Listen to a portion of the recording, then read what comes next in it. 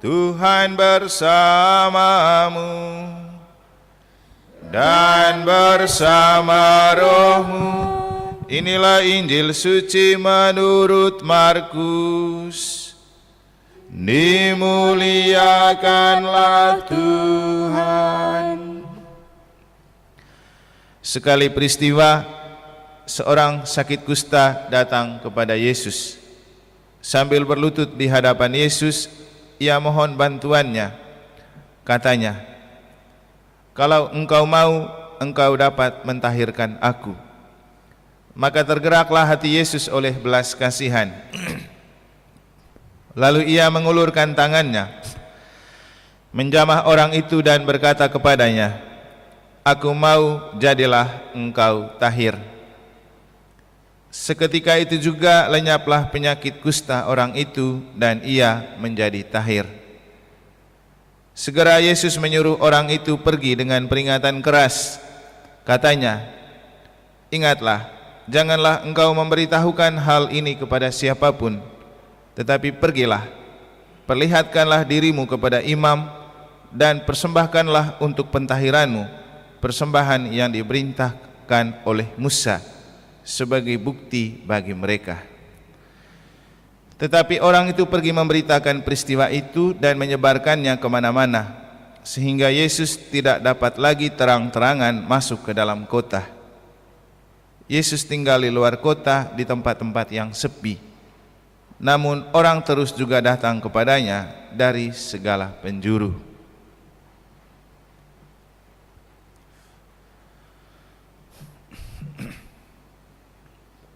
Demikianlah sabda Tuhan.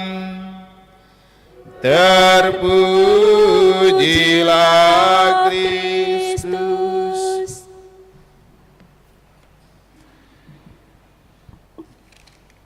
Hari ini dengarkanlah suara Tuhan, janganlah kalian bertegar hati. Para suster, Bapak Ibu, saudara-saudari, adik-adik dan anak-anak sekalian yang saya kasihi dalam Tuhan, seruan ini rasanya penting untuk kita maknai dan kita sadari. Mendengarkan suara Tuhan itu bukan soal tentang keangkuhan rohani. Karena seringkali orang beranggapan bahwa kalau rajin baca kitab suci itu namanya sok suci. Juga kalau rajin baca dan dengar kitab suci itu kan tugasnya romo-romo dan suster. Sebenarnya itu pemahaman yang keliru. Karena kalau kita tidak membuka hati terhadap firman Allah setiap hari, maka tidak ada kehidupan di setiap hari. Kenapa Tuhan selalu berfirman setiap hari? Karena firman itu adalah pedoman dan pelita bagi hidup. Kalau Tuhan berhenti berbicara, maka dunia ini mati. Maka Tuhan harus selalu berbicara. Mungkin kita masih ingat pada saat Hari Raya Natal atau tutup tahun ketika Injil ini selalu dibacakan. Dari 1 Yohanes bab 1 ayat 1 ke sana itu. Pada mulanya adalah firman, firman itu adalah Allah. Jadi Allah itu firman, firman itu Allah. Maka kalau Tuhan berhenti berfirman, maka kehidupan tidak ada. Sehingga kalau kita mau menikmati hidup setiap hari dan benar-benar itu adalah hidup sebagai anugerah, memang kita perlu selalu terbuka terhadap firman Allah. Ada rasa berbeda kalau kita hidup dengan menjadikan firman Allah sebagai pelita dan pedoman.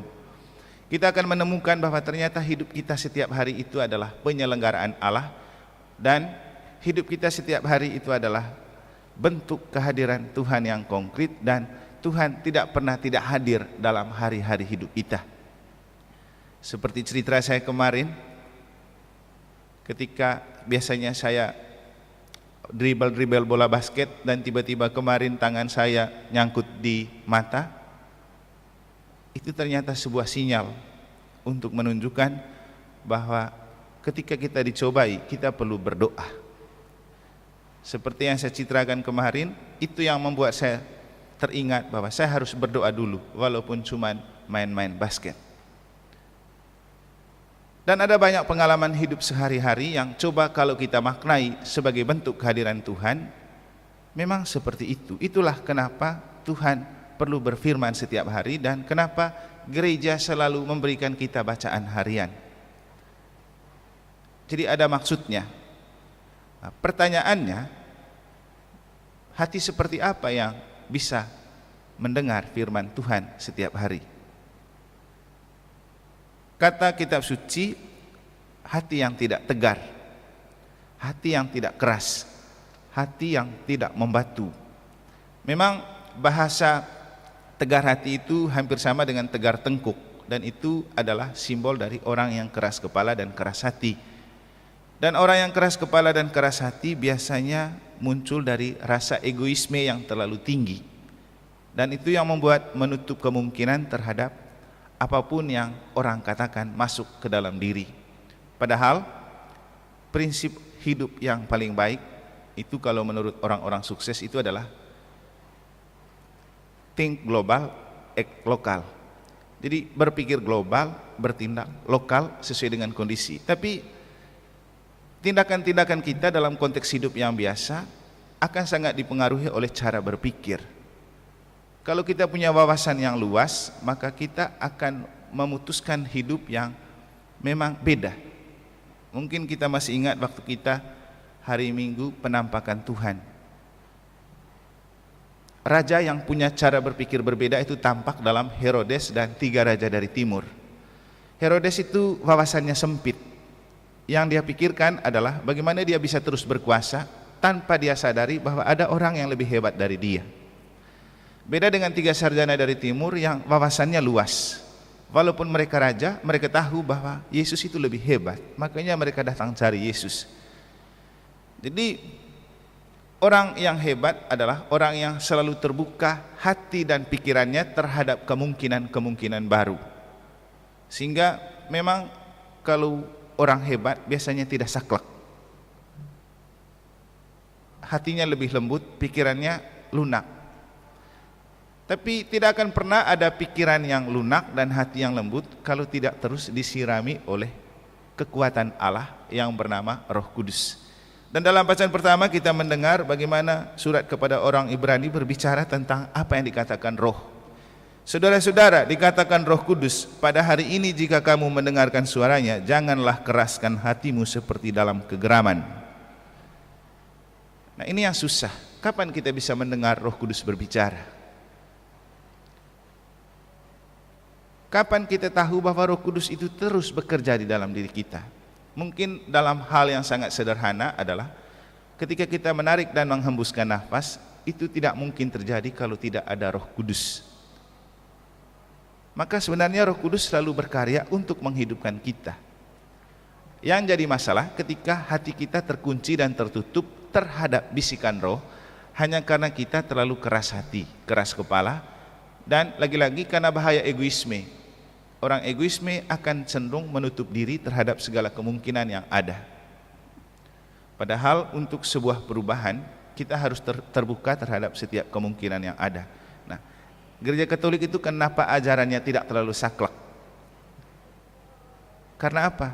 Dia prinsipnya selalu terbuka setiap kemungkinan perubahan yang ada. Maka dalam Gereja Katolik itu ada prinsip Ecclesia Semper Reformanda. Gereja itu harus dibiarkan untuk terus diperbaharui. Kenapa Gereja Katolik itu selalu tahan terhadap setiap zaman? Karena ia ikut perubahan zaman. Tapi itu soal istilah filsafatnya itu soal casing, eksistensi, keberadaan. Tapi ada satu hal yang tidak bisa diubah, yaitu esensi, hal-hal hakiki. Dan itu adalah hal-hal hakiki itu Roh Kudus. Roh Kudus tidak bisa diubah. Iman kita tidak bisa diubah, tetap beriman pada Bapa, Putra dan Roh Kudus seperti apapun perubahan zaman. Bahwa dalam penampilan gereja bisa berubah-ubah sesuai dengan kondisi, sesuai dengan budaya, tapi hal yang sama adalah Roh Kudus, sakramen. Contoh, gereja boleh dibangun sesuai dengan budaya-budaya setempat, dengan model apa saja. Yang tidak berubah itu apa? Misa di dalam setiap gereja itu sama saja di mana-mana. Itu namanya esensi, hal-hal hakiki. Dan hidup beriman kita itu begitu, hal-hal yang esensi dan hakiki itu ada dalam diri Bapa, Putra dan Roh Kudus. Dan itu mesti pastikan bahwa itu ada di dalam diri kita. Karena kita dibaptis dalam nama Bapa, Putra dan Roh Kudus. Jangan sampai kita hilang kendali dan lari dari Allah Tritunggal. Itu prinsip pertama dan utama. Bahwa penjelmaan dalam hidup disesuaikan dengan profesi, tugas dan tanggung jawab kita itu tidak apa-apa. Nah, seperti kita dibaptis dengan rahmat yang sama, tapi dalam penjelmaan kita kemudian bisa menerjemahkan rahmat baptisan dengan tugas dan pelayanan kita masing-masing. Saya tadi waktu doa pagi itu kan hari ini peristiwa terangnya. Pertama peristiwa terang itu Yesus dibaptis di Sungai Yordan. Ternyata di situ ada kata-kata yang menarik. Doanya, Tuhan buatlah supaya kami dengan rahmat baptisan bisa bersaksi dalam hidup. Saya ingat dengan khotbah waktu kita pesta pembaptisan Tuhan, bahwa rahmat sakramen baptis itu tidak untuk kita saja, tapi dipakai untuk digunakan. Anda dibaptis memakai rahmat itu untuk pelayanan, kita ditabiskan memakai juga untuk pelayanan. Jadi sama saja, sesuai dengan profesi. Jadi untuk ditumbuh kembangkan, tapi prinsipnya sama. Mau kita dibaptis atau ditabiskan, kan Tuhannya sama, Allah Tritunggal. Rohnya sama. Roh yang diberikan kepada kita waktu dibaptis sama dengan roh yang diberikan kepada kita yang ditabiskan. Cuman porsinya berbeda. Hal itu juga nyata dalam simbolisasinya. Kalau permandian kan cuman urap sedikit saja, tapi kalau orang tabisan itu semua telapak tangan itu diurapin. Jadi itu bedanya, kadarnya dan porsinya. Tapi untuk kita yang paling penting adalah bahwa mari kita menata hati untuk jangan sampai Tuhan hilang dari hati. Karena ketika Tuhan hilang dari hati, itu yang membuat kita tegar hati dan keras kepala. Dan ketika Tuhan hilang dari hati, maka kemungkinan untuk kita menyadari kehadiran Tuhan dalam hidup yang konkret setiap hari itu juga tidak ada. Tapi kalau Tuhan selalu ada di hati, maka kacamata Tuhan yang ada di hati itulah yang akan kita pakai untuk membaca pengalaman hidup sebagai bentuk kehadiran Tuhan.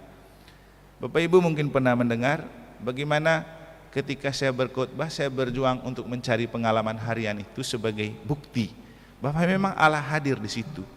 Itulah sabda yang menjelma menjadi manusia dan tinggal di antara kita. Jadi kuncinya kata-kata dan seruan itu. Saudara-saudara, janganlah bertegar hati. Hari ini bukalah hatimu kepada Tuhan. Itu penting. Cukup buka saja, apa susahnya? Dan untuk kita, hati adalah bait Allah, tempat di mana Allah tinggal di dalam diri kita. Memang susah Bapak Ibu. Saya sendiri juga menyadari ketika berhadapan dengan karakter dan sifat yang kita miliki. Dulu saya dulu terkenal sebagai orang yang keras hati dan keras kepala.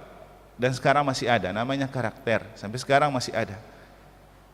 Tapi bagaimana mencoba untuk meredam dan sedikit mengalahkan itu dengan membiarkan sabda Allah menerangi hati dan pikiran. Setidak-tidaknya walaupun secara temperamen itu ada, tapi kemudian nanti muncul rasa menyesal yang cepat. Menyesal karena sudah terlanjur begitu. Dan ini perasaan yang tidak mudah muncul di dalam diri kalau tidak ada Roh Kudus. Karena kebiasaan mengampuni dan memaafkan itu kan buah dari roh. Kita tidak gampang menyesal dengan perbuatan jahat yang kita lakukan atau kekerasan hati yang kita tampakkan kalau tidak ada roh bekerja di dalam hati. Efeknya apa? Walaupun kita marah-marah orang, kita juga cepat baik. Walaupun kita bertengkar dengan orang, kita juga cepat berdamai, cepat memaafkan. Itulah kalau roh Tuhan bekerja di hati. Sehingga tidak akan pernah menyimpan dendam. Dan orang yang tahu baik, kalau yang mengenal namanya Romo Eman, ya kadang-kadang ada yang mengatakan Romo itu kata-katanya pedis dan pahit, tapi hatinya mulia. Ada yang bilang begitu. Dan memang tidak ada gunanya juga kita untuk menyimpan hal-hal yang menyakitkan dalam hidup. Kata Yesus, kesusahan sehari cukuplah sehari. Karena ketika kita hidup untuk menumpukan perasaan yang mengenaskan dan menyakitkan, itu yang membuat kita cepat kena lever atau mahnya gampang kambuh. Dan ketika mah kita kambuh, otomatis pikiran kita tidak jernih, akan selalu terganggu dan gampang kepikiran. Bapak Ibu, jangan bertegar hati, buka hati kepada Tuhan. Mungkin si kusta dalam bacaan Injil adalah contoh orang yang buka hati terhadap Tuhan.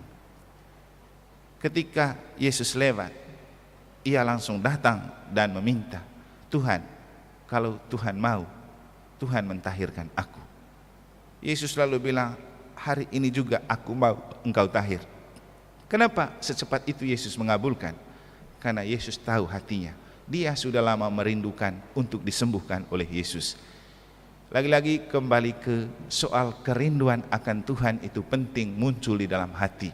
Tapi tidak akan pernah ada hati yang rindu untuk bertemu dengan Tuhan kalau hatinya tegar dan keras. Hanya hati yang lembut punya rasa rindu untuk berjumpa dengan Tuhan. Dan Bapak Ibu, kita cukup punya hati yang merindukan Tuhan. Tuhan akan cepat mengobati kerinduan hati kita seperti si kusta. Saya sendiri selama beberapa tahun memakai doa si kusta untuk saya sendiri. Dulu waktu saya masih di seminari, sejak seminari menengah sampai seminari tinggi, ada sebuah penderitaan dan penyakit yang terus menyertai diri saya, yang kemudian saya memahami itu adalah cambuk. Cambuk itu artinya penderitaan yang menyertai saya untuk saya dalam seluruh perjuangan tetap percaya dan mengandalkan Tuhan. Sampai sekarang masih ada. Dulu kan penyakit kulit yang benjol-benjol ini sudah lama ada, penuh di sini, di mana-mana ada. Dan saya merasa bahwa itu seperti seorang kusta saja, karena terganggu. Kadang-kadang mengganggu belajar, mengganggu penampilan juga. Kemudian saya menemukan cerita si kusta ini untuk dijadikan doa. Di catatan harian saya mungkin saya masih simpan doa ini. Saya hanya berdoa seperti si kusta, Tuhan kalau Tuhan mau, Tuhan dapat mentahirkan aku. Bertahun-tahun. Nanti kemudian setelah mau ditabiskan baru sakit-sakit kulit yang benjol-benjol ini baru agak hilang. Tapi itu yang membuat saya menemukan bahwa ini adalah cambuk, cara Tuhan untuk menyadarkan saya bahwa kalau saya tidak menderita seperti itu, saya tidak mungkin mengandalkan Tuhan dalam hidup. Tapi dengan ada penderitaan seperti itu, saya selalu mengandalkan Tuhan dalam setiap perjuangan hidup. Dan akhirnya sekarang saya rasa enteng dan enjoy gitu. Jadi entah penampilan, entah pemikiran juga tidak terganggu lagi, walaupun sebentar-sebentar ada benjolan itu karena alergi yang berlebihan, tapi itu tidak mengganggu untuk saya karena sudah dari dulu saya tahu itu adalah hal yang harus menyertai saya untuk selalu berharap dan percaya kepada Tuhan. Bapak Ibu, kita masing-masing punya pengalaman hidup. Kita juga punya masing-masing pengalaman seperti si kusta. Jangan berpikir Tuhan tidak peduli. Yang paling penting bangkitkan kerinduan di dalam hati bahwa Tuhan pun akan mengobati kerinduan kita bila kita memiliki hati yang terbuka dan lembut seperti si kusta dalam Injil. Semoga Tuhan memberkati.